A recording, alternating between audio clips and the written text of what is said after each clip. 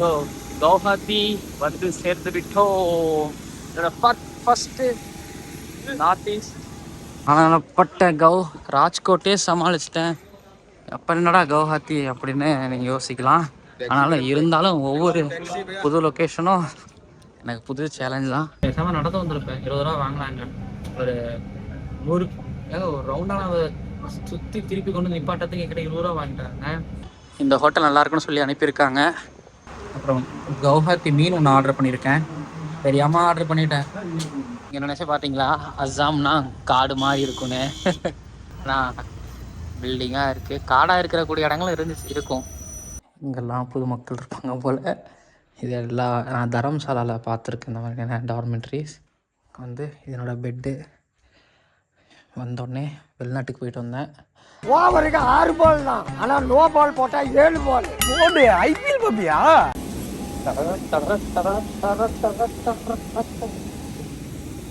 So Guwahati வந்து சேர்ந்து விட்டோம். என்னோட ஃபர்ஸ்ட் நார்த் ஈஸ்ட். ஸோ என்னோட ஃபர்ஸ்ட் நார்த் ஈஸ்ட் பயணம். இதோட நம்ம பராசக்தி பீச்சில் கவுஹாத்தியில் வந்து இறக்கியாச்சு.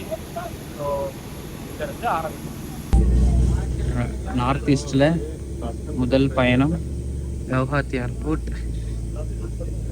பாருங்களேன், மலைக்கு நடுவில். எல்லாரும் சேலம் ஏர்போர்ட் மாதிரி இருக்குன்னு நினைக்கிறீங்களா? நான் இதுலேயே சேலம் ஏர்போர்ட் போனது கிடையாது.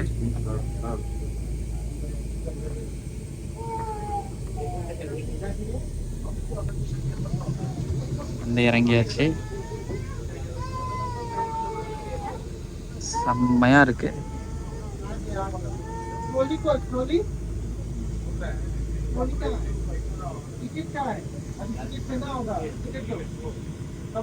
என்னோட முதல் நார்த் ஈஸ்ட் பயணம். எனக்கெல்லாம் ரொம்ப நாள் ஆசை அஸ்ஸாம், அது 7 சிஸ்டர்ஸ் எல்லாம் வரணும் அப்படின்னு. பட் இப்போ அஸ்ஸாமுக்கு வந்திருக்கிறேன். இது இந்த ஆசை எப்போ வந்ததுங்கிறது நான் அப்புறம் நான் சொல்கிறேன் உங்களுக்கு.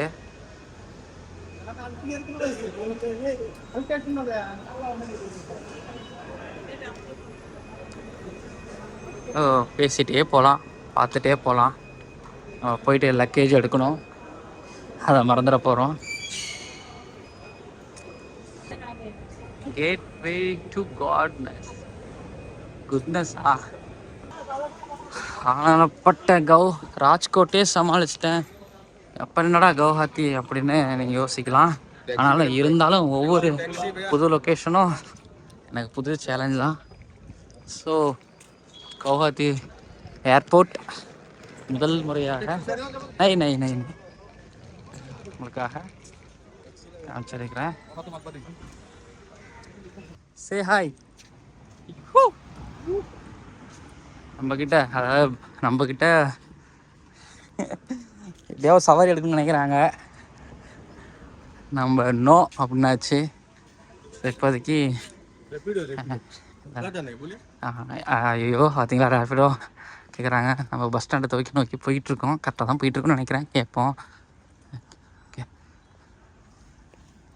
சாப் பையா इधर में bus stand go straight. Thank you. So bus stand நேராக போனால் வரும்னு சொல்லியிருக்காங்க. ஸோ போயிடுவோம். இருக்கானந்தா தனால உட்காந்து கிடந்தில்ல, நல்லா நட தேவைடா, நட. ஆமாங்க, வீட்டில் உட்காந்தே கிடந்தேங்க. வேலை செய்வேன், உடம்பு வளைஞ்சலாம் தெரியாது. ஆனால் இப்போது உடம்பு வளைஞ்சு நடஞ்சு ஓடு நட. வெல்கம். அதுதாங்க என்ன இன்னைக்கு ரொம்ப ஜாம் ஆகுது. இந்த இருக்கு உங்கள் சீட்டு தெரியுது, நீ மூடு. எல்லா இடத்துலையும் அதான் இருக்குது. Gateway city of North East அப்படின்னு போட்டிருக்கிறாங்க. எல்லா இடத்துலையும் அப்படி தான் இருக்குது. வரேன் நான் வந்துட்டேன் வரேம்மா. ஸோ இங்கேருந்து பார்த்தா பஸ் ஸ்டாண்ட் ஏதோ பக்கத்தில் இல்லைன்னாங்க. அதனால் பயணம் பண்ணணுமா, பண்ணி தான் ஆகணும். மேட்ச் பார்க்கணுமா, தனியாக டெஸ்ட் மேட்ச் பார்க்க போகிறேன்னா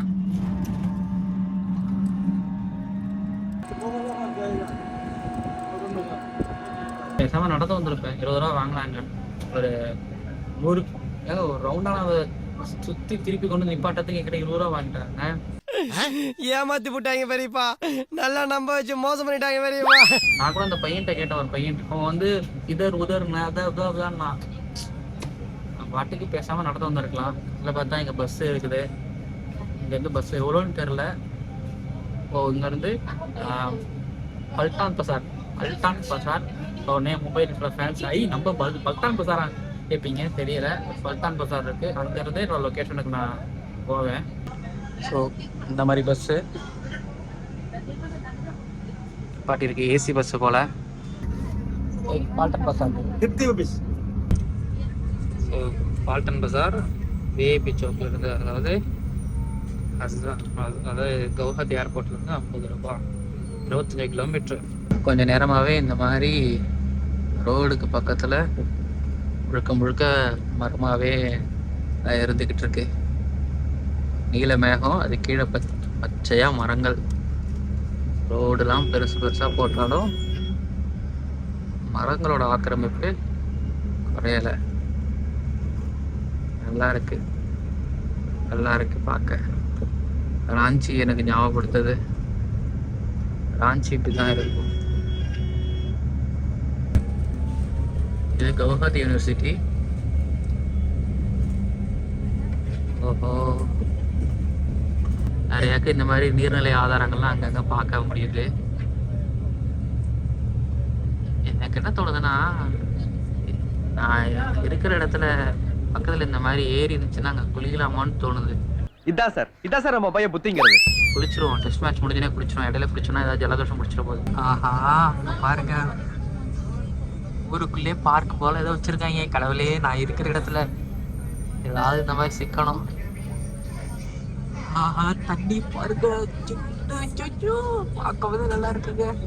இப்போ பல்டான் பசார் அப்படிங்கிற இடத்துக்கு நம்ம வந்தாச்சு. மெயினான இடம் இது. பார்க்கும்போது தெரியுது. என்னோட ஒரு யூகிப்பினால சொல்கிறேன். பசிக்குது. மணி 1:30 ஆச்சு. காலைல 5:30 மணிக்கு எழுந்திரிச்சேன். இப்போது சாப்பாடு தேடி போவோம் திரும்பவும். அதாவது ஸ்டேடியமும் சரி, வெளியூர் எங்கே வந்தாலும் சரி, சாப்பாடு தேடுறது தான் நம்மளுக்கு பெரிய பிரச்சனையாகவே இருக்குது. ப்ளஸ் ஒரு இடத்துல நிற்கிறதுக்கு ஒரு பயம் என்னென்னா, இங்கே ரேப்பிடோ அவங்க, அப்புறம் ஆட்டோக்காரங்க, அதை தாண்டி ஹோட்டல் வச்சுருக்கிறவங்க, இவங்க எல்லாமே ஐயா ஹோட்டல்னு இருக்காங்க. நம்மள அதெல்லாம் என்ன உனக்கு பயம் அப்படின்னு நீங்கள் கேட்கலாம். இல்லை தலை, நான் அங்கேயே போயிட்டு ஓகேங்க அப்படின்ட்டேன்னா பிரச்சனை ஆயிரும். இளைஞர்கள் கவரும் ஜூடியோ இங்கேயும் இருக்கு. ஆம்புலன்ஸுங்க, ஐயோ. ஸோ சாப்பாடு எங்கேயாவது கிடைக்குமா? இருக்குது, ஹோட்டல்லாம் இருக்குது. ஆனால் எங்கே சாப்பிட்றதுங்க தான் எனக்கு இருக்கிற குழப்பம் இருக்குது. என்னோடய ஜர்க்கின்லாம் கழட்டி வச்சுட்டேன். ஏன்னா குளிர் இல்லை, இப்போதைக்கு வேர்க்குது. நல்லா இருக்குது. நான் நிறைய ஹோட்டல்ஸ் பார்க்குறேன். ஆனால் எனக்கு எப்படி நல்லா இருக்கும்னு கண்டுபிடிச்ச முடியல. நம்ம ஊரில் என்னாவது பரவாயில்ல, கொஞ்சம் கூட்டம் இருக்கிறத வச்சுட்டு ஓகே இது நல்லாயிருக்கும் அப்படின்னு போகலாம். பட் இங்கே நம்ம ரேட்டு நம்ம பட்ஜெட்டில் இருக்கணும், நல்லாவும் இருக்கணும் அப்படின்னா நான் எங்கே போவேன்? பாருங்கள், அங்கே மேலே ஒரு ஹோட்டல் இருக்குது. அது பார்த்தாலே பயங்கரமாக காசு வாங்குற மாதிரி தெரியுது. பட்ஜெட்லேயும் இருக்கணும், நல்லாவும் இருக்கணும்னா வீட்டில் நம்ம அம்மா தான் சமைச்சு கொடுக்கணும். மதியம் 2 மணிக்கு டிராஃபிக்கு. அந்த அண்ணன்ட்ட கேட்டேன். அவர் நேராக போங்க, அங்கே சாப்பாடு நல்லா இருக்கும்னாரு. போமா டிராஃபிக்கை தாண்டி.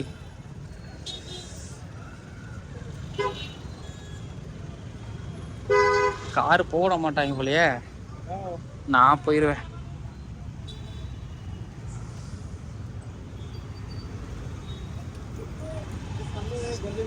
भैया भैया कार होटल है, अच्छा होटल है। महाकाली होटल करना है तो मिलेगा। क्या क्या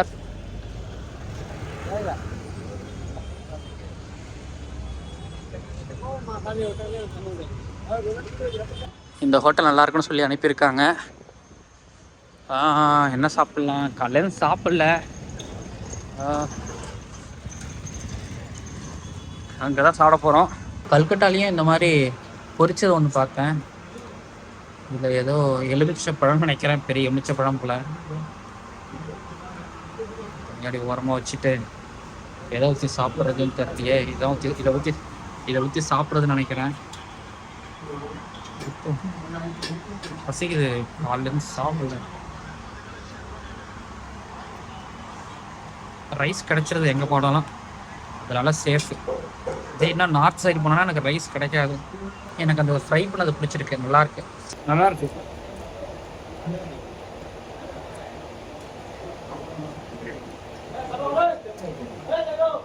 அதிகமாக உப்பு இல்லாமல் அதில் ஃப்ரை பண்ணது எனக்கு ரொம்ப பிடிச்சிருக்கு.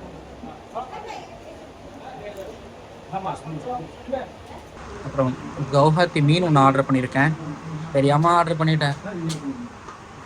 எனக்கு இந்த ரைஸுக்கு இந்த பொரிச்சதெல்லாம் கொடுப்பாங்கன்னா நான் மீன் ஆர்டர் பண்ணியிருக்கவே மாட்டேன். தெரியாமல் ஆர்டர் பண்ணிட்டேன். சரி சாப்பிட்டு பார்ப்போம். பட்ஜெட்டில் சாப்பிட்றேன்னு. ஆனால் அங்கே பாருங்கள், எனக்கு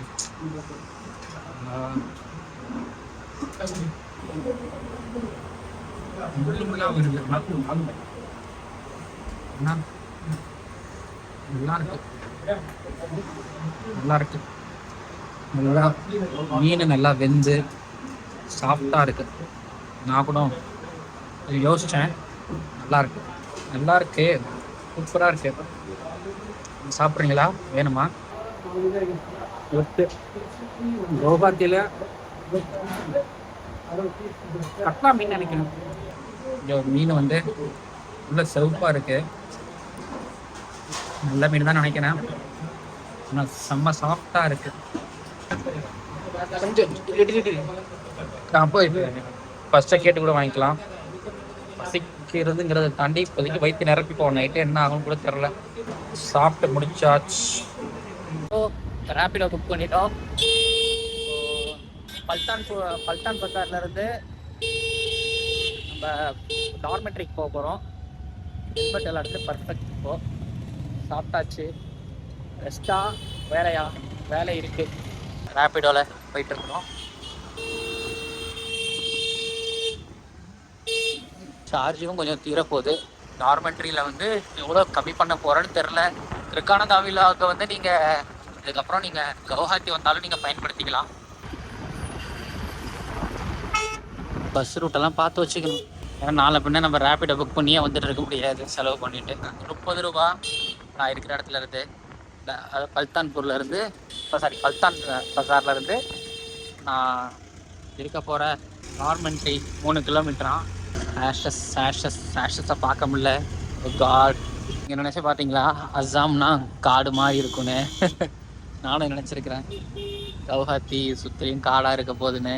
ஆனால் பில்டிங்காக இருக்குது. காடாக இருக்கக்கூடிய இடங்களும் இருக்கும். ரைட்டில் வரும்போது பார்த்தேன், காடாக இருந்துச்சு. இதுதான் நான் வந்திருக்கிற டார்மெட்ரி. இங்கெல்லாம் பொதுமக்கள் இருப்பாங்க போல். இதெல்லாம் நான் தரம்சாலாவில் பார்த்துருக்கேன் இந்த மாதிரியான டார்மெட்ரிஸ். பட் நான் இருந்த கல்கட்டா டார்மெட்ரி அது வேறு. பட் இது வேறு. இதனோட பெட்டு. வந்தோடனே வெளிநாட்டுக்கு போயிட்டு வந்தேன். இப்போ அடுத்தது என்ன பண்ண போகிறேன்? பிக் பாஸ் பார்க்க போகிறேன்னு யோசிக்கணும். இப்போதைக்கே உட்காந்து ஒரு கண்டென்ட்டு வேலையாக உட்காந்து நமக்கு வேலை இருக்குது. சும்மா கிடையாது. திருக்கானந்தா வேலை இருக்குது. வேலை இருங்க. ஓவருக்கு 6 பால் தான். ஆனால் நோ பால் போட்டால் 7 பால். ஐபிஎல் பப்பியா?